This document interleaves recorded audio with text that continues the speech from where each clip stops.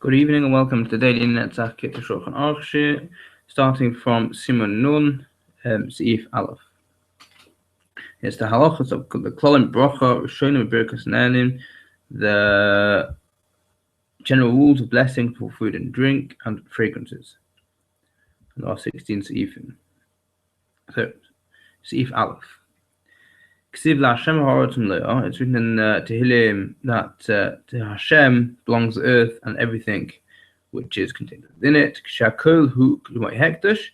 That means that everything in the world is set aside like temple property. Or k'moshe also lehonos min hekdesh ad la'achar pidyon. Just as it's forbidden to benefit from something which has been set aside for temple purposes, until it's been redeemed. And someone who does derive benefit from such an item has been over, has violated as Me'ilah. So then we say, so too it's forbidden to derive benefit from this world without reciting a blessing. The blessing acts as the pidyon, the redemption, which allows you to eat it.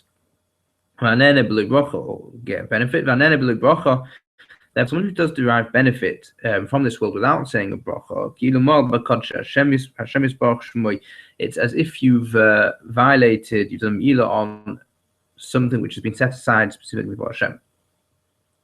There's no minimum amount for a initial blessing. Even if you eat or drink a tiny amount, there's still the obligation to recite this initial bracha, the bracha Rishonah. See paste.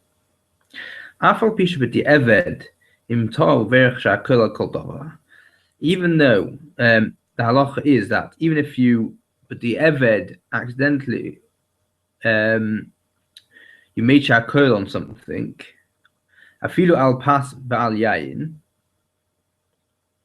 even on bread or wine, yotza, even though in such a case, but the eved yotza, as we'll explain in Siman Vav, the chadchila osalasus kain.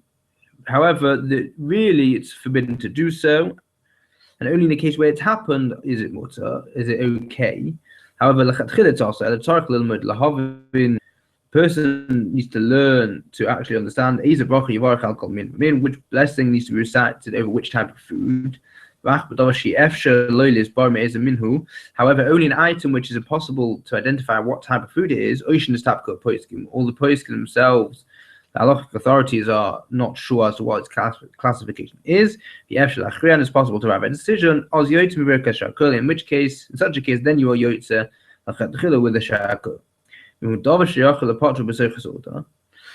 it is an item that was included within a su'uda, as in a meal which starts with bread, odif tefei, it's preferable to eat it during such a meal. Siman Seif Gimel. An item which one is making a bracha, the ochloi l'shtoso, whether he wishes to eat or drink, to smell it. To perform a mitzvah. Each person needs to take whatever it is in his right hand. And he should have in mind which blessing he's about to recite over it. Gives a shame. So when he utters the name of Hashem, which is the most important part of the bracha, he'll know how to conclude the bracha. So he'll know how to conclude the bracha, and therefore he said the bracha is being said correctly. However, if he doesn't hold the item at all, but it was in front of him when he made the bracha, yotza, he's also fulfilled his obligation. However, if it wasn't in front of him at all when he made the bracha, rather they brought it to him after he made the bracha. Even though he had the item in mind when he made the bracha, lo yotza, he hasn't been yotza of tzarich levarach shenis, and he is required to make the bracha a second time. Seif Talmud.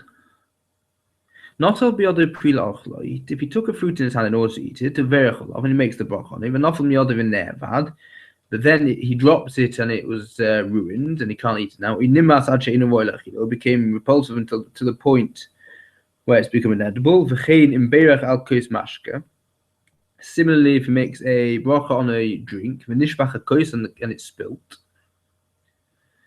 if there is another fruit or drink of that which was in front of him when he made the bracha originally, and he intended to eat more than what he was just holding, in which case the bracha applied to the rest of the stuff which was available. It does not need to make a bracha a second time. However, when he only had intent for what was in front of him, as in let's say he was holding a fruit, and it was just that fruit, although there were others on the table, if his das was just literally on that fruit and not to have any more, then he would have to make a bracha the second time. So, lo chala habracha rak al masha hoy biyadoi. The bracha only takes effect on what was in his hand, and he therefore must recite a second bracha. Similarly, if he did intend to eat or drink more than what was in his hand, but that the extra food and drink wasn't in front of him at the time he made the bracha, but only after he dropped or he spilt, it's brought to him. He needs to recite a second bracha.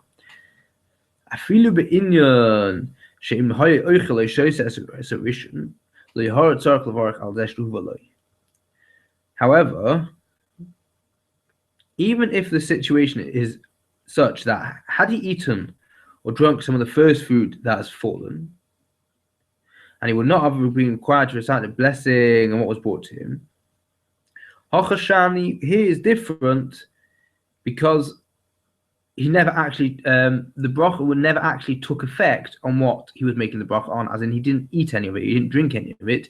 Therefore, the bracha would never had the effect it was supposed to have. Therefore, even if they bring him through after, it's still not good enough. Seif Hey. When one makes a bracha, you shouldn't pause for an amount of time which is Yosef Mikdei Dibur, the amount of time which is approximately 1 to 2 seconds, between reciting the bracha and starting to eat the food. Moreover, even when one is chewing the first bit of the food, also it's forbidden to interrupt until he's actually swallowed it, because the actual chewing does not need a bracha, particularly command Siv Zayin, as will be explained in Siv Zayin. However, if one interrupted by speaking between the bracha and eating the food, about something which is unrelated to the eating of the food, you need to make the bracha again. However, if he only paused in silence, you do not need to go back and repeat the blessing. And any pause which is for the purpose of eating, is not considered an interruption at all. Therefore, if someone wants to eat a big fruit and to cut pieces from it, you should recite the bracha when the fruit is whole, because the mitzvah to make the bracha on the whole item, but the pause while you're cutting it up is not considered an interruption, because it's for the purpose of eating.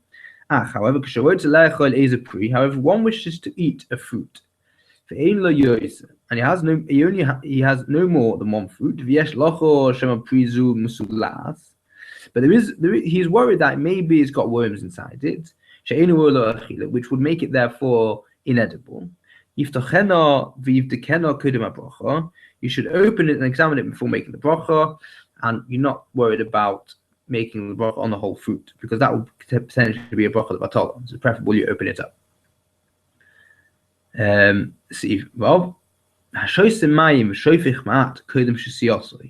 One who drinks water and pours off a small amount before drinking, due to concern of harmful water, should pour it off before you actually make the bracha, and not after the bracha, so as to avoid disgracing the bracha. And that concludes this evening's Netzach Kitzur Shulchan. Good night.